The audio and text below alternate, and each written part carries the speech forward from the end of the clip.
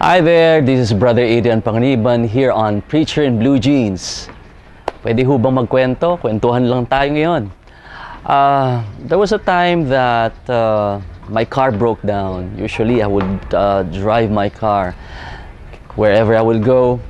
Parang necessity yung may car para sa akin. But then, there was a time na nasira. So sabi ko, to go or not to go sa mga errands ko. And so I decided to go. And then, nagpatawag lang ako ng cab. And to my surprise, yung nasakyan kong taxi, parang familiar na sa akin yung cab na yun. Because what really struck me were pictures on a frame. Can you believe that? Meron po mga picture frames po doon sa harap ng cab, doon sa pinaka dashboard. And I couldn't help but ask the driver, sino po itong mga nasa picture frames po na ito? And then he told me, talagang with so much pride, ito yung dalawa kong anak. At alam mo ba, itong mga anak ko na ito, kahit taxi driver lang ako, pinag-aral ko yan sa mga exclusive schools, sa private schools. Talaga ho? So talagang, wow, I was taken aback na kaya niya, effort talaga para sa kanya na papasukin at pag-aralin niya sa exclusive schools itong dalawang anak niya. Oh yeah, yung isa sa STC, yung isa sa Lourdes School. Talaga, Lourdes School, doon ako galing. Oo, pinag-aral ko yan. Tanungin mo ako kung bakit. Bakit naman po? Kasi nung bata ako, sa lahat ng magkakapatid, ako lang ang hindi pinag-aral ng tatay ko sa exclusive school. Kaya I really made it a point na kahit taxi driver lang ako, sa private schools ko lang pag-aaralin. Sabi ko, wow, ang galing niyo po, sir. Pero bakit ho ninyo inisip po yun? Kasi merong sa family namin, may favorite sang aking tatay. Lumaki ako na sobrang galit ko sa tatay ko dahil hindi niya ako pinag-aral sa private school. At tinandaan ko yon. And mangumpisal ako sa iyo hanggang ngayon, dala-dala ko pa rin yon. At dinala rin ng mga anak ko yon, yung tampo at galit nila sa kanilang lolo. Sabi ko, oops, parang meron po yatang konting, dapat linawin ho natin ng konti doon. Parang ang nagka-problema ho yata is kayo po and your father. Parang bakit kailangan humadamay yung kanyang mga apo sa di ninyong pagkakaunawaan. And then, hanggang sa hindi namin nabalayan ng oras, nakarating na pala ako doon sa pupuntahan ko at ayaw niya akong pababain dahil sabi niya, sige nga, sabihin mo nga sa akin kung ano ang dapat kong gawin. First is, sabi niya, hindi niya pinagagastos ng malaki ang kanyang mga anak. And actually, health buff itong mga anak niya. Dahil pinagja-jogging niya, sumasali sa mga marathon, walk and jogging, nananalo. Bakit? Dahil imbis na gumastos sila sa gamot, vitamins, medicines, doctors, nagja-jogging, nag-exercise para libre na sa sakit. Hindi na magkakasakit. Sabi ko, ang ganda ho nun.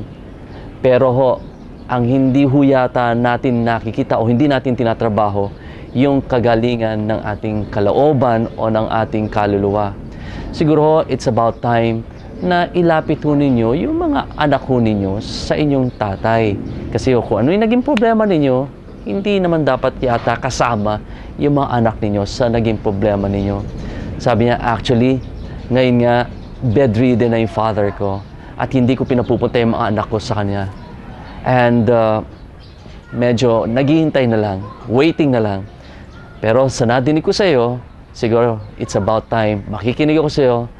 There'll be forgiveness, patatawarin ko na yung tatay ko at sasabihin ko sa mga anak ko na lumapit na sila sa kanilang lolo. True enough, ginawa nitong taong ito. Few days after, tumawag siya sa akin dahil nagpalitan kami ng cellphone number. Sabi niya, brother, congratulations, salamat. At nakinig ako sa iyo, sumunod ako sa iyo. Pinalapit ko yung aking mga anak sa kanilang lolo. Pinagluto pa nila ng lugaw. At yun, ang naging reconciliation. And yun nga lang, ang hindi naging maganda doon, few days after, nagpaalam na ang kanilang lolo. Sabi ko, congratulations. Your father now is in heaven because you have reconciled. There's forgiveness in your family. Nagkaroon ng conversion. And true enough, yung tinatawag mong yung sinasabi mong wellness in your physical body, mas importante yung wellness ng ating spirituality. And I'm sure your father, their lolo, is now resting in peace in the bosom, in the embrace of our Heavenly Father. Ganon din tayo sa ating buhay, sa ating pang-araw-araw na buhay. Dapat matuto tayo magpatawad, although it's easier said than done. Pero pag ito nagawa natin, then we are going to have a peaceful life. Please join me in praying as we all greet each other in the name of the Father, and of the Son, and of the Holy Spirit. Amen. Heavenly Father, we thank you, dear Lord, for the gift of wisdom, for the gift of knowledge. Salamat, Panginoon, sa pang-araw-araw na pagtuturo sa mga aral na ibinibigay mo sa amin. Thank you, Father, for giving us the awareness that apart from you, we are nothing and we cannot do anything in this life. Thank you, dear Lord, for forgiving us for all our iniquities and transgressions and all our sins. And may we learn to forgive others too who has offended us. Thank you, dear Lord, for accepting us for who we are, seeing us through and through in this life of ours. We couldn't thank you enough, dear Heavenly Father. In Jesus' name, we pray. Amen. In the name of the Father, and of the Son, and of the Holy Spirit. Amen. Again, this is Brother Adrian Panganiban here on Preacher in Blue Jeans, your dose of everyday spirituality. Thank you for your donations and love offerings to Kirigma family. Your generosity allows us to spread God's Word through broadcasts like today's episode. May God bless you abundantly.